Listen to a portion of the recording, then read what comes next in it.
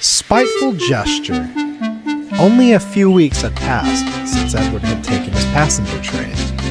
It had been Edward's first day out in a long time.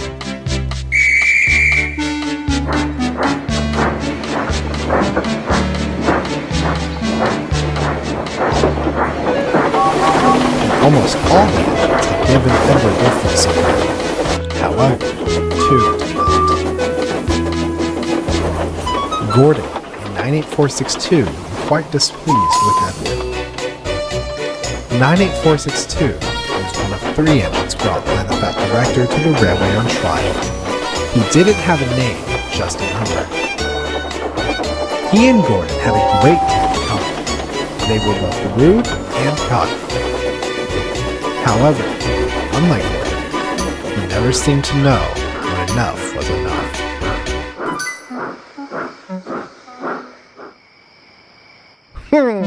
You finally managed to make it out of the station, cackled 98462 as Edward backed down into the sheds one night.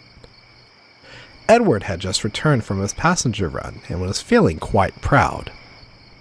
What a useless engine you are, Edward. I'm sure we'll be hearing plenty of complaints from the passengers tomorrow. You must have been running late all day. The others gave 98462 a foul look, but Edward just smiled. Actually, we were right on time. I'm very happy to be useful again, he chuckled. Edward knew that as long as he did not let 98462's words bother him, the engine wouldn't berate him for long. And soon enough, not getting any sort of reaction out of Edward, the big blue bully drifted off to sleep.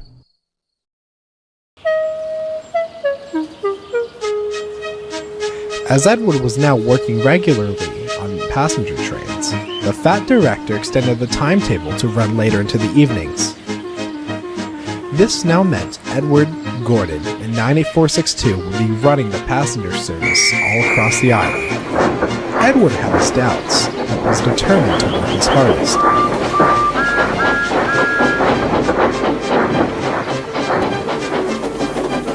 Fortunately for him, he ran the loop line, so only saw Gordon in 98462 at the big station.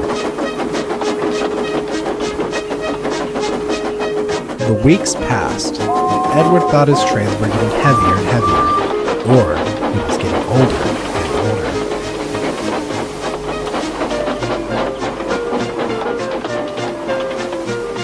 older. The other engines had noticed this, and offered to help. Ooh. No thank you, hinted Edward. You have your own trains to manage. You can't upset the Fat Director's timetable.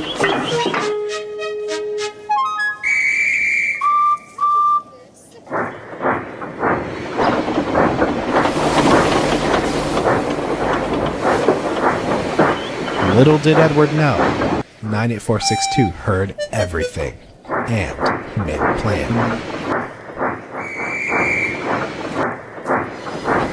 Edward arrived at the big station to collect his first passenger train. When he arrived, he saw that there were no coaches. Thomas must have woken up late again, he thought. He was just about to go collect some more, when 98462 came hooting and wheeshing into the platform, with Edward's coaches. No need to fret, he said sneeringly. I'll be taking your train today. We mustn't upset the Fat Director's timetable. He laughed loudly as the guard blew his whistle and set off. Edward was upset, but he thought it was best to get on with his work.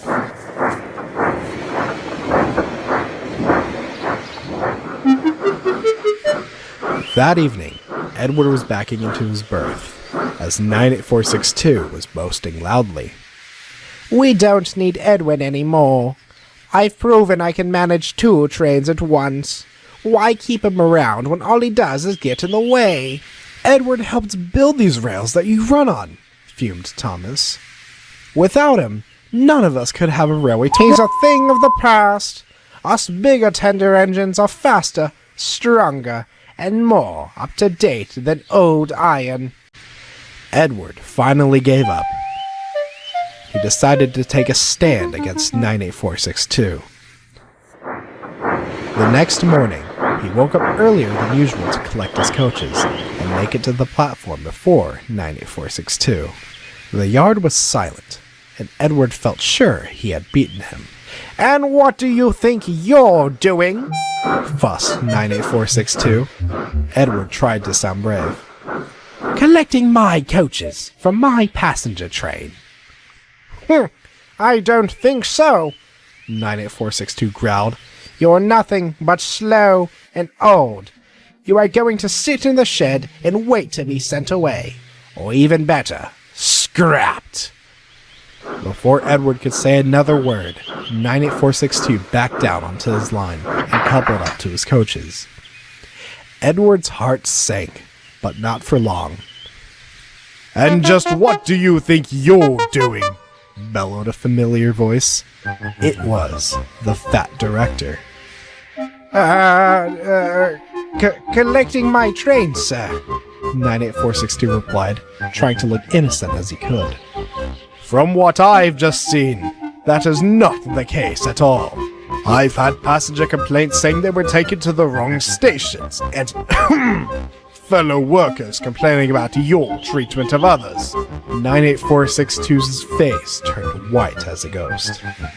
"My engines," the fat director went on, "work hard and help fellow engines. You have done neither of those. Let me remind you, I had brought you here to work here on trial, and I can see you are not fit for my railway. You shall go back home to the other railway tonight. For now, I want you to go back to the sheds immediately." 98462 couldn't muster up a response, so he sulked back to the sheds. The fat director turned to Edward. "You must understand, Edward. You are one of my engines. You might not think so, but you are not alone on this railway. If you have any troubles, you must come and see me right away. Understand?" Edward could see from his warm smile that the fat director was told everything. He looked across the yard and saw Henry and Thomas smiling back. "Now, you have a train to pull. Then after that, I want you to have a nice long rest."